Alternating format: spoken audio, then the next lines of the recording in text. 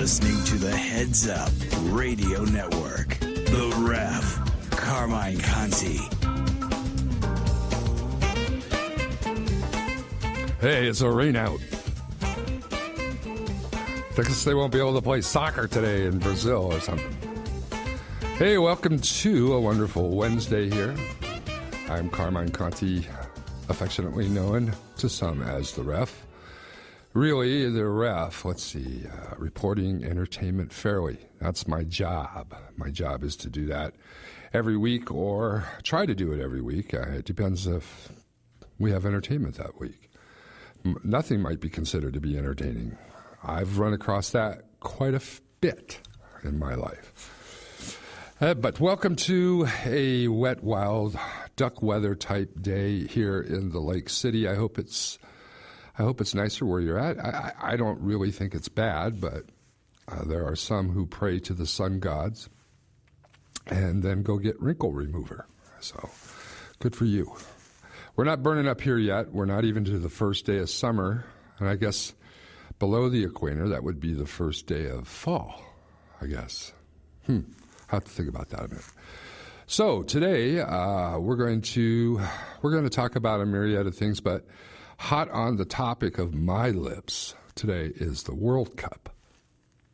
And we're going to talk about the World Cup today and what of it. If you want to talk with us here today on Heads Up Radio, let me give you the means and ways to do so. And if you want to call in, 208 area code 758-0546.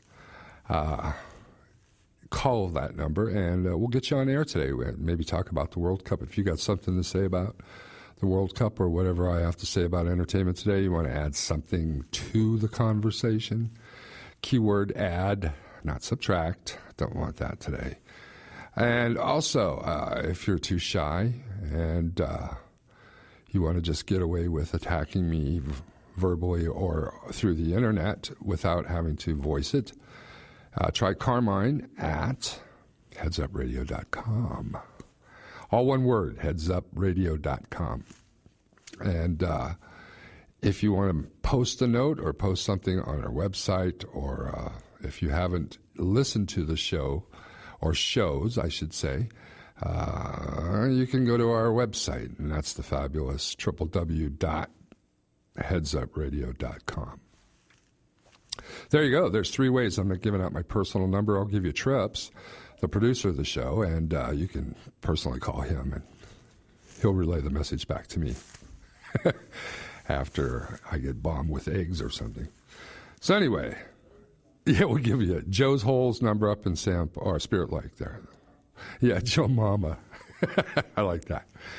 And so let's see. Premise of the day, in review, let's go back a little bit, and this will kind of set up what we're doing today as well.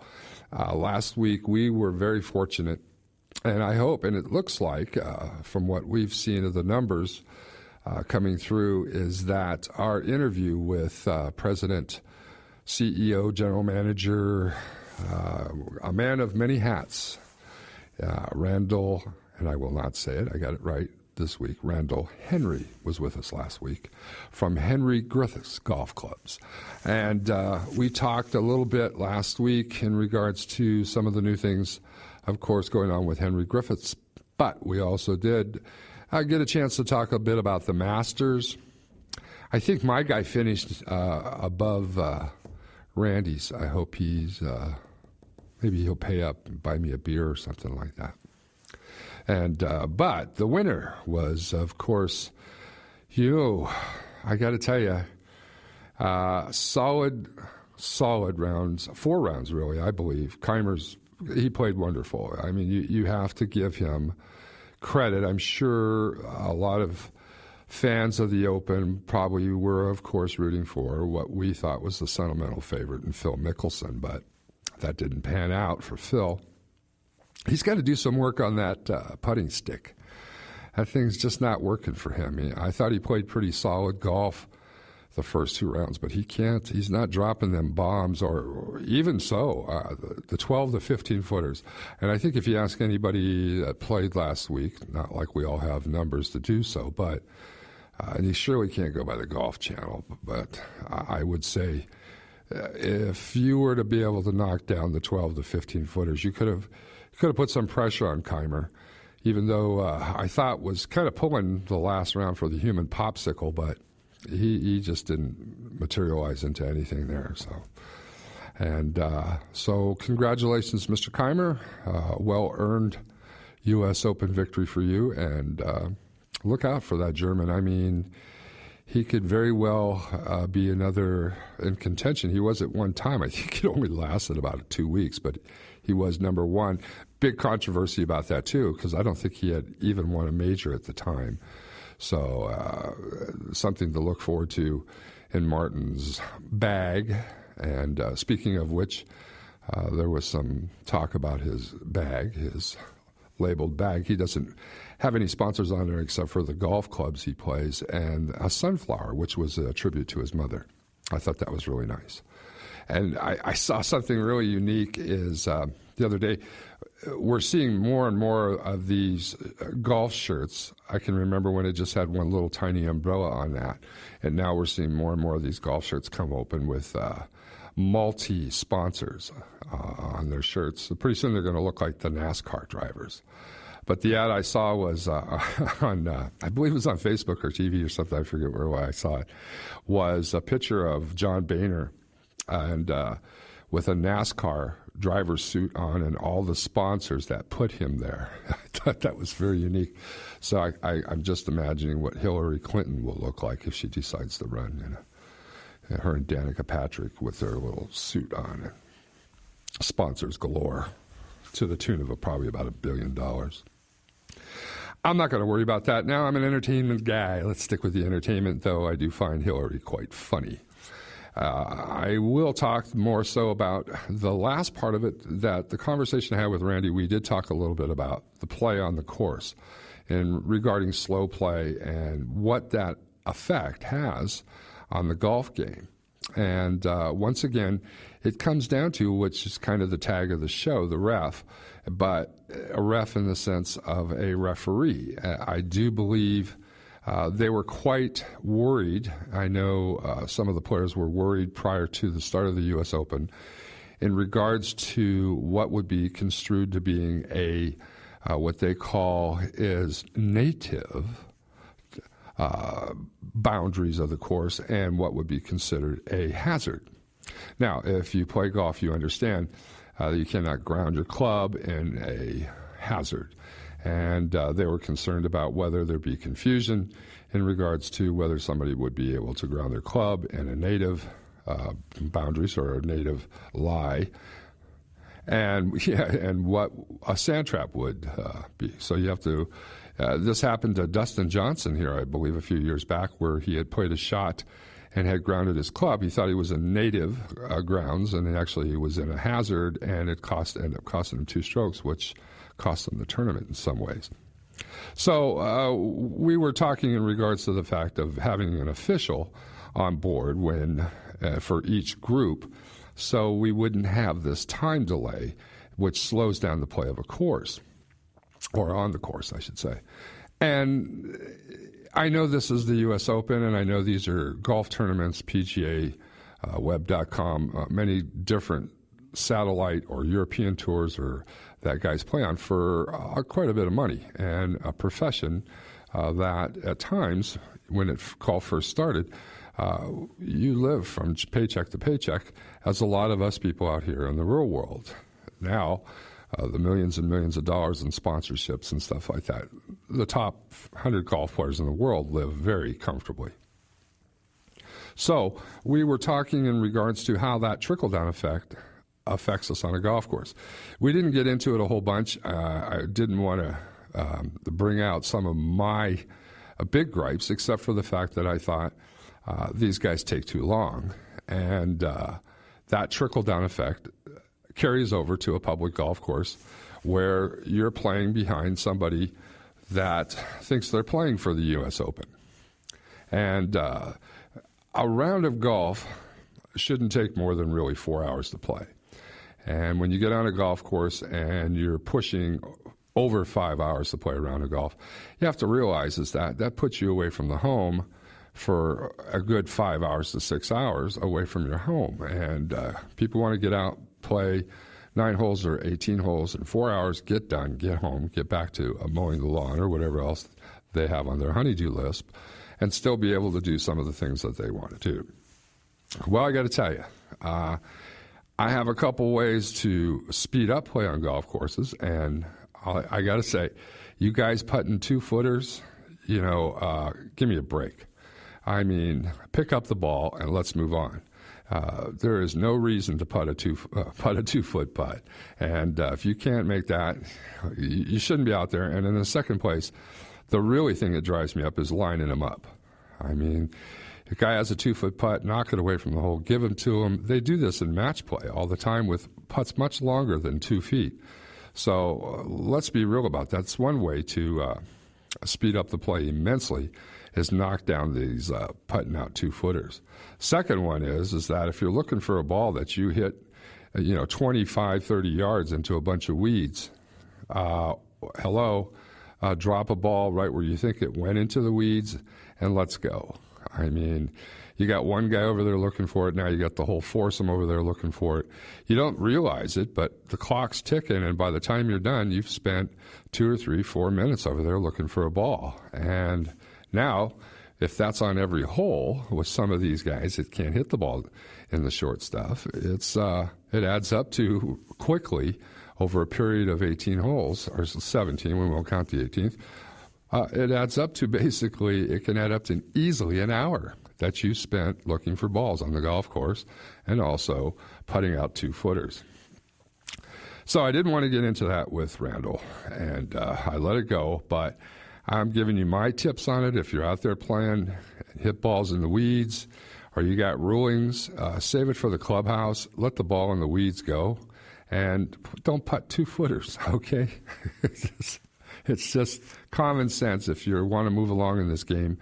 You're not playing for the Wanamaker Trophy, so unless you are, or a whole lot of money, knock it off. There you go. That's my take on what should go on a golf course. And other than that, I really am looking at the game. I think the game is in pretty good shape. I was wondering how much of a drop-off we're going to start seeing here in the midst of possibly losing Tiger Woods to the game here, depending on what happens with his back surgery. Everybody's pretty optimistic about it. I got to tell you, back surgeries for golfers is 50-50 at best. I don't care how superhuman you might think Tiger is, but I got to tell you, if he gets through this and is able to come back at a competitive, I would be very impressed just if he's competitive, let alone win a major or another tournament.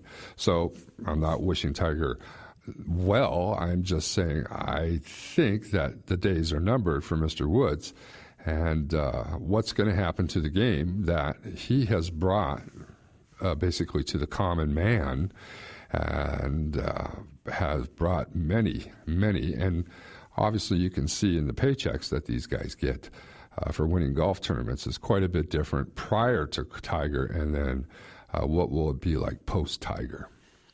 But watching what I think is some of the greatest golfers in the world, it's still very entertaining. Of course, it's never going to hurt to have another celebrity like, i.e. Mr. Woods, but that'll come along.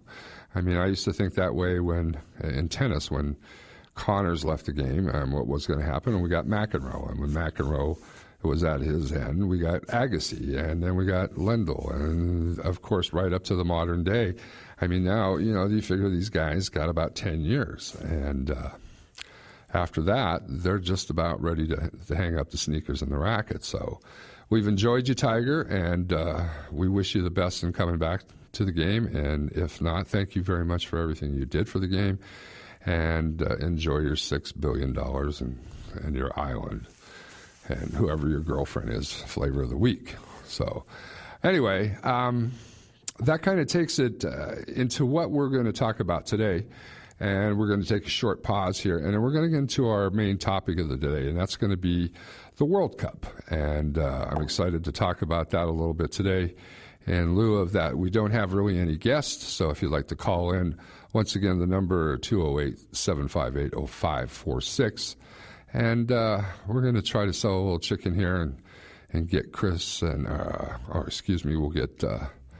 we'll get somebody on the line. Maybe Chris will call in. I hope so. Chris, you're out there. You told me you might do it today, so call in and let's talk. Hey, you're listening to The Ref right here on the Heads Up Radio Worldwide Network. Rooms to let 50 cents. No phone, no.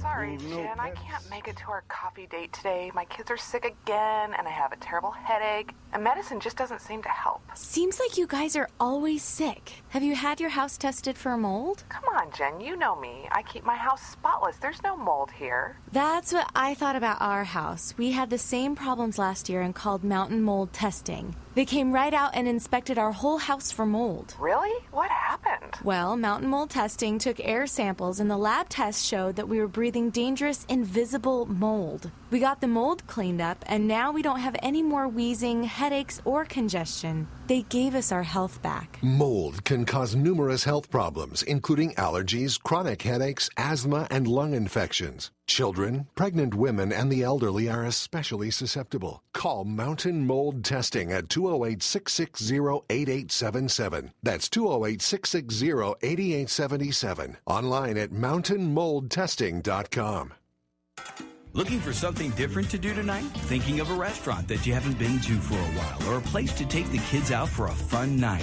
Ever find yourself in this situation? This is a question that prompted publisher Jeanette Dunn to create Idaho Cuisine and Spokane Sizzle dining and entertainment guides. And it just keeps getting better with their pocket guides, online editions, and now online local restaurant finder at sizzleandcuisine.com. Also find local wineries, breweries, distilleries, great recipes from local chefs, hot spots and cool happenings, and chances to vote for your favorites. Be in the know about local happenings when you sign up for the Sizzlin' Cuisine e-News, delivered to your desktop weekly, and be eligible to win a free dinner for two. You've always enjoyed reading the magazines. Now it's easy to flip through them online too. Makes it easy to find restaurants that offer great menus prepared by experienced staffs who really care to serve you the best in local cuisine. Spokane Sizzle and Idaho Cuisine are online at sizzleandcuisine.com. We do the footwork to make it easy for you to find just what you're looking for.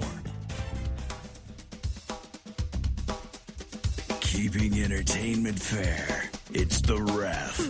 Carmine Conti here on the Heads Up Radio Network. Well, welcome back to The Ref. I'm Carmine Conti. If you just joined in, you're listening to us on the worldwide Heads Up Radio Network, being broadcasted right now even into wonderful Brazil, where, as of just some updates here, and just a note to you, rooting for the Spaniards, the Espanol. They were eliminated today.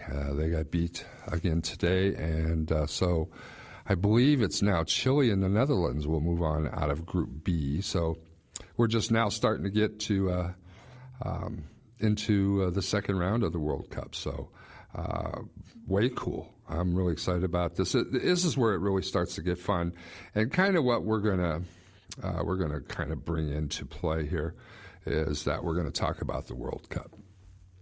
And football, as they call it, in general, in regards to the popularity. Just for popularity's sake, just how far soccer or football has come in the United States. As you might well have on Monday, which is just a couple days ago, the U.S. played their first World Cup game. Very concerned, loss of one of the star players from the last World Cup. Mr. Donovan was sort of released before the World Cup, and people were they calling this the ugly group, and the Americans are in it. And getting out of this group they thought was going to be something the Americans couldn't. And getting by Ghana, of course, would have been their first hurdle. And the Americans have been known to politely take the gas in some of these contests, and they came through. They beat Ghana 2-1, and on now to the second game in their group. And if they win or tie this game, it's going to put them in a pretty good position because Ghana's strong enough to upset any of the other two teams in their division, or their group, excuse me. But the key here that I want, without getting into the groups and what teams, is that, as I said, how many people, considering going back to World Cup, even when the World Cup was hosted in the U.S. and played in Los Angeles, but 14.1 million people watched the World Cup. The Americans placing Ghana, and no, that's not the stuff from Pet Detective. Ghana is actually a country. Anyway, 14.1 million people watching the World Cup. The game is growing in this country, even so much to bring it down to, I always like to use a trickle-down effect on this, and meaning, of course, professionally and then collegiately and then high school. And then even from high school down into what we'll call it juniors and club teams that kids start playing at, I can go by any softball, soccer field or anything here and watching little kids play this at 5 and 6 years old, which is really entertaining. So the sport has grown leaps and bounds, and even so much into the high school ranks based on concussions. A lot of kids who, and parents mostly, who are afraid of their kids suffering a concussion with the volatility of the game of football, our version of football. And they're moving away from football and into the soccer ranks. Though I don't know that heading a ball in soccer could be any better for you than maybe they should have helmets for soccer kids there. But anyway, I do see and I do know there are many reports of concussions as well. Obviously not as great as football, but still I see these guys kick the ball, and boy, that looks awfully hard to put your head on that ball. I don't think I like the idea at all. I've done it a few times, and just playing around in a soccer game, and it hurt. So, might be something to consider. But still, the fact of the matter is that we do have a big movement in this country towards football, soccer, just to get it right correctly. And what is going to make it a game in this country in something in the popularity thereof? I don't think it'll ever be as popular as our version of football, but it will be a game that will be growing immensely. And the club teams with some of the bigger stars, even going to places like Chile, or it's a worldwide game. And the club teams in Los Angeles or New York or Seattle or Portland or any of these places, it's growing fast. It's growing very fast. And we have to be conscious of the fact that what are we going to do with this game? How is it going to increase in popularity? And what's going to make it increase in popularity?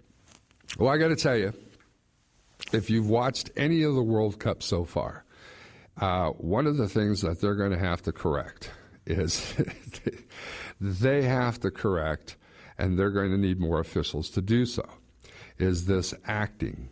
Guys getting touched or tackled, as they call it, where there is very little contact, if any, at times. And these guys going into an acting class that can only be rivaled by some of the great actors in that they're in excruciating pain.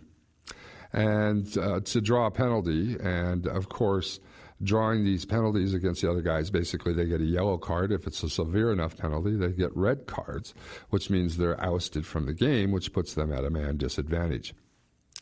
if it's one thing I've learned from watching sports over the years is that one official on the field is not going to work. If the thing that has brought football to such a fever pitch in this country is the fact that there are many eyes in the sky. We've done a feature or a program basically just done on the many eyes in the sky. And what football has done by allowing missed calls, or in this case, calls that can be reversed, has allowed the fan, not just the fan to get into the sport, but it also has allowed the game to be called tighter. And so things that are missed in a game of such fast pace as soccer is as well. I mean, there's no doubt about it. You do have guys that work the sidelines with their flags that tell you which way or who gets the ball or who gains possession by who touched it last, with their little flags that they point. I think are real cute. And but that's about it. That's about all you have. And then there's the substitution officials that monitor the bench and who comes in and out of the game and things like that. But other than that, you have one guy on the field watching, of course. This is so much true, like football, is that 22 guys, or 20, I mean, it's just realistically 20 guys this guy's monitoring and trying to watch the play totally on the ball. While behind a play, you could basically have assault and battery that he's not going to see. And I think this is something that, for soccer to be popular in this country, it's going to have to gain the trust of the fan in knowing that these acting jobs and fouls away from the play are going to be called and cannot be called by just one referee. So they're going to have to do something. Like in basketball, if you fake something or to try to draw a foul or something like that, you can be assessed up to a technical foul for unsportsmanlike conduct. And the same thing with football. If you do something on the field, whether it's verbally or physically, that is construed to be unsportsmanlike conduct, it can cost you, besides a penalty, it can also cost you ejection from the game, which then, of course, puts your team one down. Now, like in hockey, when somebody's assessed or put in the penalty box for that, the team gets what they call as a power play. We had some problems years ago in the baseball world in regards to the height of the mound. And without getting into the technicalities of that, the length of the fences, the height of the mound, and things like that, which gave an unfair advantage to the pitcher. And consequently, what we were getting was a bunch of games of 2-1, 1-0, and extra inning games of 0-0, which are great pitching duels, but the advantage was to the pitcher. And what they did is they lowered the mound and they brought the fences in. And because people were going to the ballpark, and all of a sudden, instead of 1-0 games, we're seeing 12-10 games. And this was exciting for baseball. It brought the fan back. And it's just like the three-point line in basketball. All of a sudden now a 25-footer is no longer 2 points, it's 3 points, and it's an equaler and sometimes a winner in basketball games. And anything to get the fan in the stands behind it. I got to tell you, I was looking at some stats in regards to the World Cup, and the most boring World Cup was the one they had, I believe, in 2010, or the one in South Africa was considered to be one of the most boring because there were only 30 goals through the whole first round. And now just through the first round already, they've exceeded 40 goals. And I got to tell you, I watched yesterday the Mexico versus Brazil, and it was 0-0. And besides the injury time that they added to the game, it's a scoreless game. In Brazil or maybe these other countries, Eastern Europe countries, or Western Europe countries, I mean, and even in the Indonesia or Malaysia and some of the Asian countries as well, where it's becoming very popular. Nothing isn't going to cut it in the States, guys. It's just not going to do it. It didn't do it for baseball. It's not going to do it for soccer. You're going to have to find a way to put more goals and balls in the net. And if we don't get that, the sport is never going to reach the popularity of even a baseball, or which, of course, was America's pastime, is no longer. And the reason is because football has such taken over the game of, or the sport, or the popularity of sports in the United States. And I'll tell you, even in football, they got when the introduction or the use of the pass and how the pass put more points on a board, it just made people come to the game more because they're getting to see points scored. 7-0 games for an NFL championship game is not going to fly anymore. And running the ball 45, 50 times is not going to make it. And the same thing will hold true with soccer. So I'm gonna let this go in one ear, maybe out the other for some of you who are soccer fans and think, well, that's part of the skills of the game. And, 1-0 or a 0-0 tie is fun. Well, I got to tell you, I've watched the end of soccer games that are decided on penalty kicks, and I don't think that is. I've seen teams who played a better game for 90 minutes of it and an overtime period, and then they go to penalty kicks, and the team that actually played the better game actually ended up losing, or maybe had more scoring chances, ends up losing the game. I don't think that's the way to decide a soccer game. I don't think it would be like leaving it up to free throws if the game is tied in basketball, or who kicks a field goal from 50 yards in football. I just don't think that's the way a game should be settled. And I think you're going to find that most people in the U.S., as far as I'm concerned, are not going to take to it. 14.1 million is a lot of people to watch a soccer game, and congratulations to the U.S. team. But 14 million and 140 million or whatever watch the Super Bowl. There's your goal if you're going to shoot for a goal, guys, and you want to make soccer that popular in the U.S., then you better start looking at what your goals are, at least for the NBA championship or the World Series or sports that you want to compete with. And that's going to make you scratch your head a little bit and understand that scoring goals and referees and a little bit more concentration on the flow of the game and how to increase the popularity of the fan, and the fan's going to come to a game where there's more goals scored. So we're going to take a short break here. That's one part of the talk today is the popularity of soccer. And when we get back, we're going to talk a little bit more about soccer in general and how you feel about it or how I feel about it. And once again, the phone lines are open, 208-758-0546 if you want to call. And we'll be back in here in just a few minutes. We're going to sell some pizza this time or something like that. You listen to Carmine here, Carmine Conti the Ref, on the worldwide Heads Up Radio Network. To jump right in the ocean ain't nobody's business what I do. Avalanche Cleaning and Restoration is ready for spring. Are you? Let Avalanche get you ready for summer by making your house or business springtime clean. For all your carpet upholstery and window cleaning needs, even those emergency cleanups, call Avalanche. 208-762-2227. Emergency hotline 208-818-4411 or online avalancheclean.com. Avalanche, fast, safe, and reliable.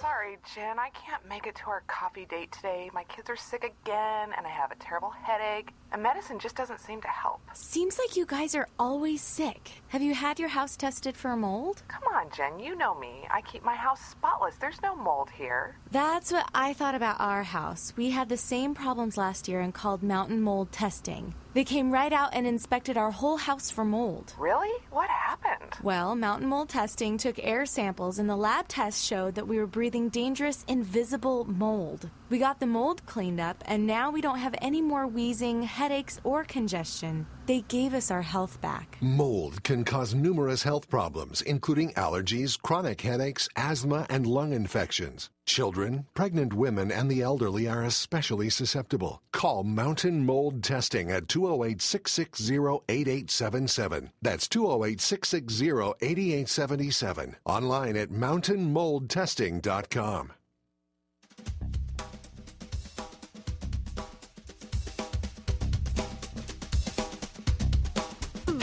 Carmine Conti, the ref, here on the Heads Up Radio Network. And welcome back to the ref today here. Wonderful Wednesday, hump day. And World Cup week and month, I should say. We got a month of World Cup, and I've been touching on some of the things about World Cup in the U.S. And during the break there, I was feeling a little remiss in the fact that I was, in somewhat ways, maybe painting somewhat of a dismal picture towards the World Cup and what it needs to do and to make the sport popular, because it is a World Cup. So I should be inclusive of some of the things going on as far as the world is concerned in regards to this. And aside from the Olympics, there are a few events that garner as much global coverage as the World Cup. I mean, besides the Olympics, I said, there's just not that many events that garner as much coverage as the World Cup. Matter of fact, of all the numbers associated with this event, I mean, there are 32 teams, 64 matches, and 736 players. Each team's odds of winning this thing, and some of the biggest, with the exception of the World Cup, things that go on, reported $11.5 billion price tag. And plus are the numbers of the people who will be watching this. And this isn't something that I'd want to paint a bad picture in, that this is not worldwide. Matter of fact, more people probably watch soccer worldwide than they do football, American football, I should say. So just a few facts about the viewership, though, in the United States and around the world. As I was pulling up some factoids I told you I was looking at. About 3.2 billion people around the world, roughly 46% of the global population, watched at least 1 minute of the 2010 World Cup in South Africa, which I was telling you earlier was deemed as one of the most unsuccessful World Cups in history. But according to the report produced by FIFA, which is the governing body of World Cup soccer, and by the British firm Cantor Sport, this is slightly lower than the number of people who reportedly saw at least 1 minute of the 2012 London Olympics. So, as you can see, other than the Olympics, in comparison thereof, the 2012 London Olympics was, I think, about 3.6 billion people. So you're looking at quite a few people in regards to watch soccer in comparison around the world than just the United States, as opposed to one of the biggest events that goes on in the world, of course, is the Olympics. I think that if we were to look mostly at how many people will play soccer in their life as opposed to football, you're going to find the numbers to be hugely in favor of soccer. There's just not that opportunity for people to play American football in a lot of other countries. The cost, of course, is much more than, kids can pretty much go out and play soccer barefooted, and the cost to get into a football uniform and to protect yourself basically is much higher, especially in third world countries where they just don't have the money.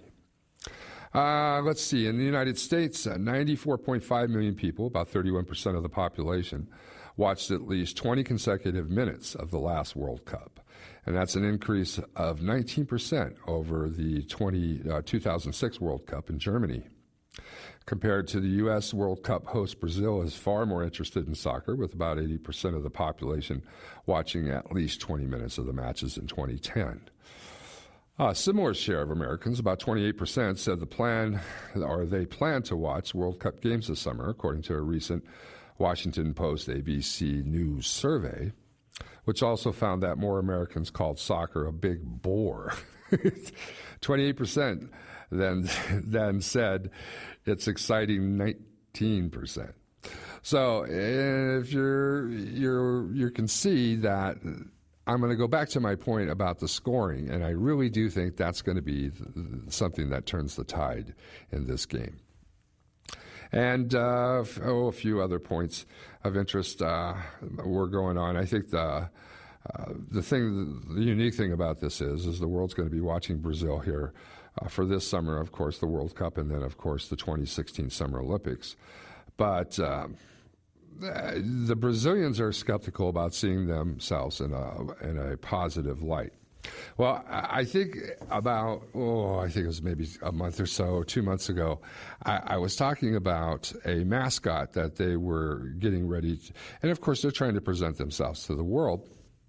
And the humorous thing about this is they came up with this mascot called Mr. Balls, and it was to promote testicular cancer, which actually exceeds, and prostate exceeds breast cancer. And we see so much of that in the United States in regards to, I always think it's quite humorous in the sense that, well, maybe not humorous, but intriguing, maybe a better word, is that during the football season, we have officials and football players wearing these pink outfits or pink shoelaces or shoes or whatever the case may be to promote the breast cancer thing, but there's prostate kills more than breast. And look it up. It's a fact. And yet the NFL is a bunch of guys that have prostates and no promotion of prostate cancer. Whereas in Brazil, at least they put Mr. Balls out there for... which I'm waiting to see pictures. I haven't seen anything so far of Mr. Balls in Rio, and which would be very interesting to see. And just a little bit, and note more about that.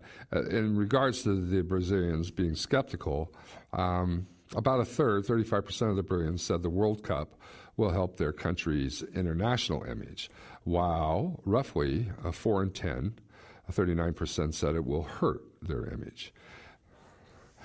I'm hoping I got to be promoting Mr. Balls. If I think of my image is going down there, I'm not going to promote, well, maybe I would. I think I'd put Mr. Balls on the beach down there at the Copacabana and with Lola at the Copa and Mr. Balls. What a guy. What a ball. But forget the image, guys, in Brazil. You know what? Image isn't everything. That went out with Andre Agassi, so it's not. I mean, and even that they were talking about a canon rebel, so they weren't talking about Andre. Image isn't everything. Matter of fact, what's everything is some of the unique things to notice in regards to the game itself.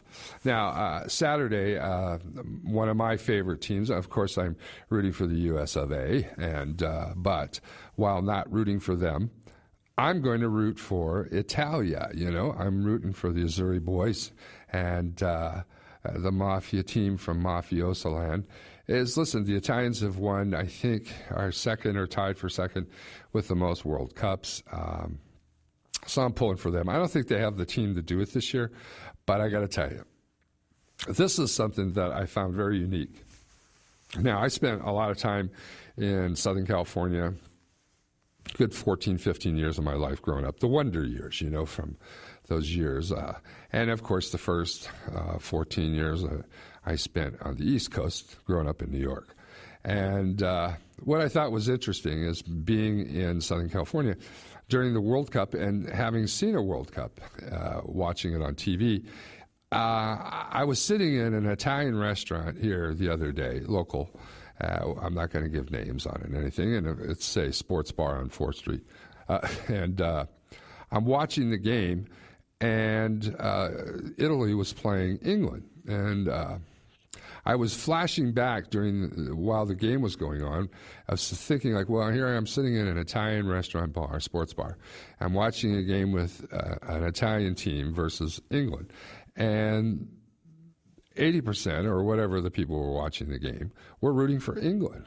And I was just kind of sitting there, and I looked at my wife, and I thought, this is very odd. There's something, something's not really right about sitting in an Italian restaurant bar, sports bar, and having the crowd rooting for England. And I kind of flashed back on thinking to myself, like, if you were in Southern California sitting in any Mexican restaurant watching Mexico play any team, and you were rooting for the other team, survival rate goes down quickly. And I just thought it was kind of funny that, anyway, obviously the Mexican bars and restaurants support their team much more better than the Italian. Yeah, I got to give them credit, though. They're behind their teams, win or lose, or whatever the case may be. And also, the second most interesting thing in regards to officiating the game, the Brazilian Mexico game had a Turkish referee.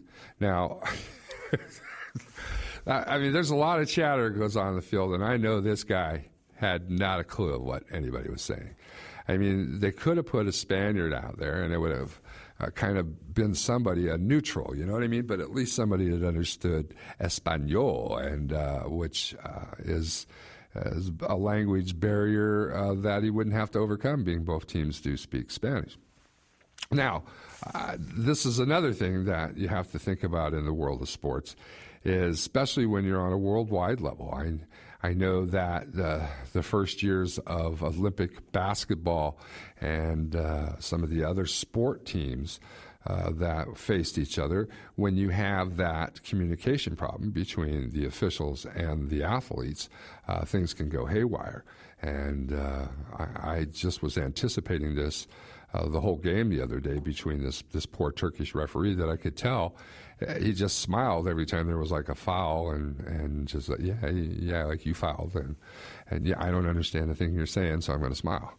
And I thought, we got to do something about it, because if you know anything about the officials in soccer, whether it be in South America or in Eastern European countries or even South Africa, you've known that fans have taken to beating them senseless or killing them. And I think there was one clip even I watched on TV one time where they chased the refs right out of the stadium. And being a soccer official, there again, something that I never aspired to want to do.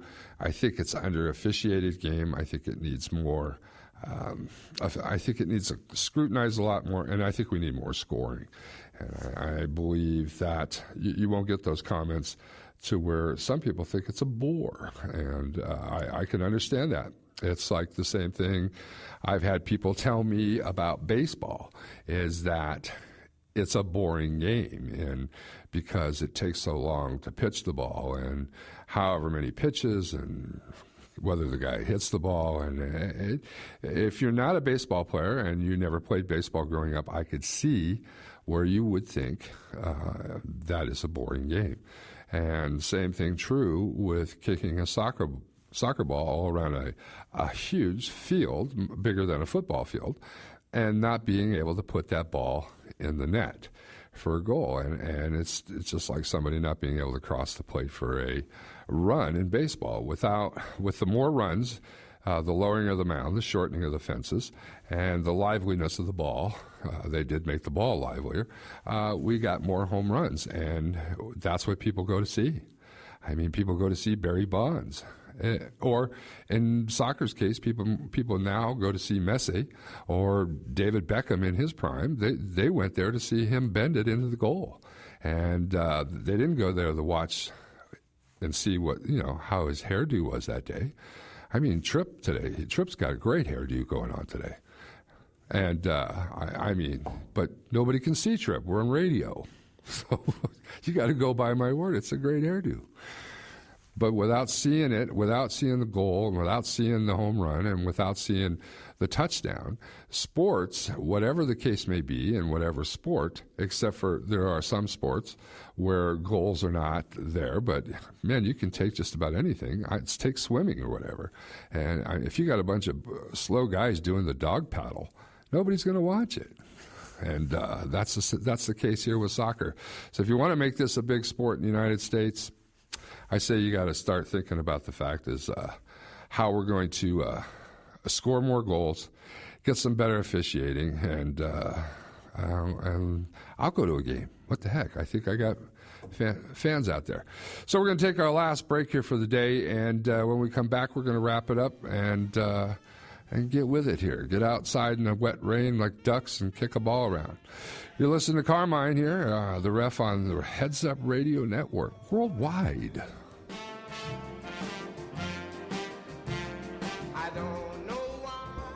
Not everybody plays like a pro, but you know what? All players of all abilities can tangibly benefit from custom-fitted golf equipment.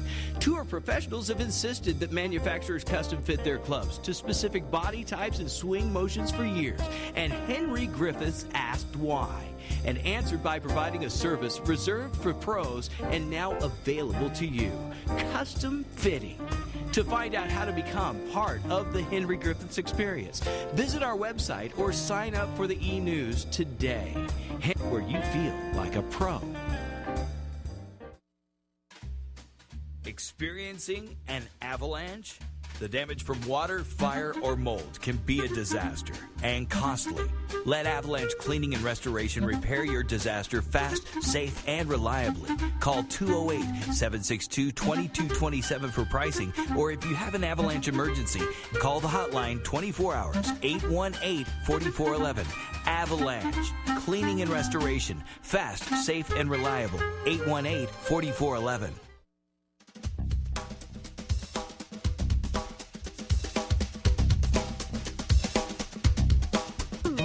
Listening to the Heads Up Radio Network. The Ref, Carmine Conti. Hey, welcome back. So did you hear the one about a soccer player walked into a bar? Oh, never. Okay. Anyway, guys, listen, today's topic was the World Cup. We talked, I rambled on about officiating and viewing and scoring and ways to make this better. Love to see soccer become as popular, to be the fourth sport that we watch in popularity. I mean, most people don't dig hockey, but speaking of that, congratulations to the Los Angeles Kings. And, of course, I know my buddy sitting in there in the other room, he's happy about the Spurs. And I love that, too. Matter of fact, I had picked the Spurs this year. I think it's very fitting. Team with the best record came through in the finals. I bet your mom, I'll tell you what, if my mom was around, well, she loved the Spurs that much. Boy, look at it. What a successful franchise, huh? I'm very well coached, and I think that was the one thing I noticed about this game or the series was Popovich just outclassed coach-wise. I mean, whatever they threw at him, he turned it around, and they didn't just beat Miami; they put a whooping on him. Okay, so, but anyway, let's see. Congratulations, as I said, to the Kings, Martin Keimer, and of course the Spurs. If you just to talk a little bit about Heads Up Radio, listen. You want to advertise on here? You want to sponsor? We're looking for somebody that's into the entertainment aspect of this. What's going on as a sponsor? Get a hold of us here at the 208-758-0546 number, and we'll talk about sponsorship. Let us build you a commercial. We'll do something, put it as we do for Avalanche and as we do for some of the guests we've had on the show, Jeanette Dunn's. Sizzling Magazine, stuff like that.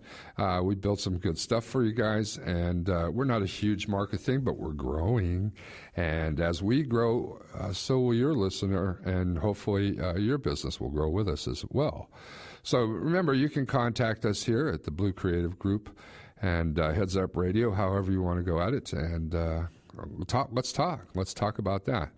I'm hoping for a surprise guest next week. I'm not going to catch on, so I want to see you back here next Wednesday at 3 o'clock Pacific Standard Time for you, those out about in the world. And, geez, I don't know. I mean, we've come to a climax here for a little bit, and the next thing coming up, of course, is the 4th of July, but championships are over. Let's get down to some baseball and World Cup, of course, and stay friendly, stay positive. I'm not going to give the big touchdown or goal for soccer.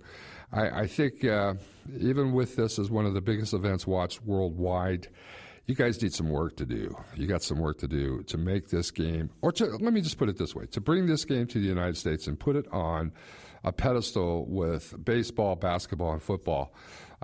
You got some work to do. So listen, thanks for listening in. You've been listening to The Ref. My name is Carmine Conti, and I'll be with you every Wednesday, I hope, come rain or shine. Obviously, today would be a great day to mass that. And let's thank my producer today, Trip Rogers, and congratulations go out to his mom, who's a big Spurs fan, and a Martin Keimer fan. Guys, you know, I couldn't come back. I just don't know where Martin puts those things. Hey, listen, you guys take care. Stay positive, stay real, but hey, stay fair.